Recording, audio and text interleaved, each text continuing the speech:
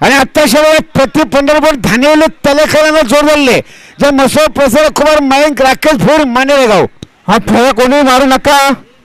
गाडा मालकांना विनंती की आता फेरा कोणी मारू नये. जो डायव्हर मारेल फेरा त्याला 1 महिने बंदी असं संघटनेचं म्हणणं आहे.